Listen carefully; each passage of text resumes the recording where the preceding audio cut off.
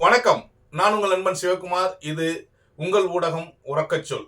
இன்னைக்கு நம்ம voice of common man நிகழ்ச்சியில் பார்க்கறது டிவிகே கட்சியுடைய பொதுக்குழுவில் அவங்க தலைவர் பேசின விஷயங்கள்லாம் பேச போகிறோம்.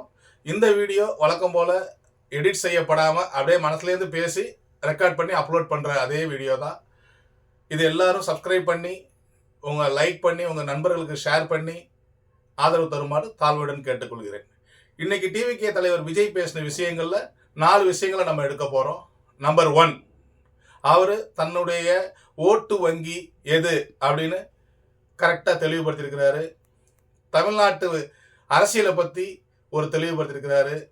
தன்னுடைய முன்னோர்கள், அதாவது தன்னுடைய வழிகாட்டி தலைவர்கள் பத்தி தெளிவுபடுத்தியிருக்கிறாரு.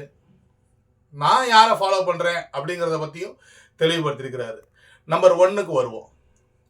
அவர் குறிவைக்கிற ஓட்டு வங்கி, அதை ரெண்டு விதமா அவங்க இந்த மீட்டிங்ல இருந்து நம்ம டீகோட் பண்ண முடியும். 1, தமிழகத்துல திமுக கழகத்துடைய எதிர்ப்பு வாக்குகள். 2, சென்ட்ரல்ல பிஜேபி உடைய எதிர்ப்பு வாக்குகள். இது 2 வாக்குகளை அவர் குறிவைக்கிறாரு. கரெக்டா தெளிவுபடுத்திட்டாரு, நேரா சொல்லிட்டாரு. 2வது, அந்த மீட்டிங்ல இன்னொரு டீகோடிங், அவங்க 25ல இருந்து ஒவ்வொரு எலெக்ஷன்லையும் 25ல இருந்து 30% ஓட்டர்ஸ் ஓட்டு போடுறது இல்லை. அந்த பர்சன்டேஜை கூட தே ஆர் ஃபோக்கஸிங். இது ஒரு ஆக்கப்பூர்வமான விஷயமா தான் நம்ம பார்க்கணும். நல்ல முயற்சி தான். 2வது, ஃபாசிசம் பத்தி பேசினாரு. பாஜக ஃபாசிச ஆட்சினா நீங்க அதுக்கு இணையா தானே நீங்க செய்யறீங்க அப்படின்னாரு. இந்த இடத்துல ஒரு சாமானியனா நம்ம வேறுபடுறோம். தமிழ்நாட்டிலேயே ஏதாவது ஒரு சட்டம், ஒரு சிஏஏ சட்டம் மாதிரி, ஒரு விவசாயிகளுக்கு எதிர்ப்பு சட்டம் மாதிரி ஒரு சட்டம் அது மாதிரி இயற்றப்பட்டிருக்கா அப்படின்னு அவர் கொஞ்சம் தெளிவாக சொல்லிட்டாருன்னா கரெக்டா இருக்கும். இந்த மாதிரி கடுமையான சட்டங்கள் இயற்றப்படுறப்பதான் அதை நம்ம ஃபாசிசம்னு சொல்றோம். அந்த மாதிரி சட்டங்கள் எதுவும் இயற்றப்பட்ட மாதிரி லாஸ்ட் ஒரு 60 வருஷத்துல நமக்கு எதுவுமே ஞாபகம் இல்லை. 3வது விஷயம், அவர் என்ன சொல்றாரு? சார், மோடி சார், நீங்க எங்க வேணா எப்படி வேணா இருங்க, தமிழ்நாட்டில் பார்த்து பழகிக்கங்க. தமிழ்நாடு ஏற்கனவே நிறைய பேர் தண்ணி குடிக்க வச்சிருக்கு அப்படின்னு சொல்றாரு. ஏற்கனவேனா அவர் எந்த காலகட்டத்தை சொல்றாரு? கடந்த 20 வருஷத்தை சொல்றாரா? கடந்த 50 வருஷத்தை சொல்றாரா? இல்ல 60 வருஷத்தை சொல்றாரா? இந்த 60 வருஷத்துல என்னென்ன மாதிரி அரசியல் நிகழ்வுகள் நகர்ந்திருக்குன்னு பார்த்தோம்னா கிட்டத்தட்ட எல்லாமே திராவிட ஆட்சி தான் நடந்திருக்கு. Either DMK or ADMK.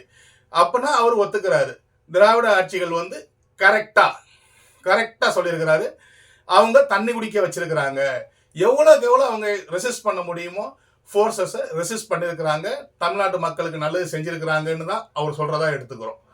கடைசியா 4வது, அவரு எம்ஜிஆர் மாதிரின்னு 2-3 விஷயங்களை சொல்ல வர்றாரு. எம்ஜிஆர் பத்தி 2 டேட்டா மட்டும் சொல்றேன். 1972ல எம்ஜிஆர் கட்சி தொடங்கினாரு.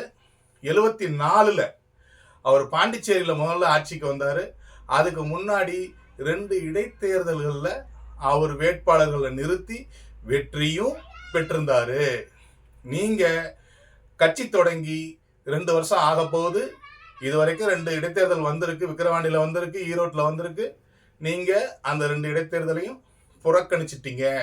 அதனால இது ராங் கம்பேரிசனா இருக்குமோ அப்படின்னு நான் நினைக்கிறேன். எப்படி இருந்தாலும் நீங்க ஒரு கட்சியை தொடங்கி இனிமேல் தொடர்ந்து நம்ம பொதுமக்களுக்கு பொது வாழ்க்கையில் ஈடுபடுவேன்னு தெளிவாக சொல்லியிருக்கிறீங்க.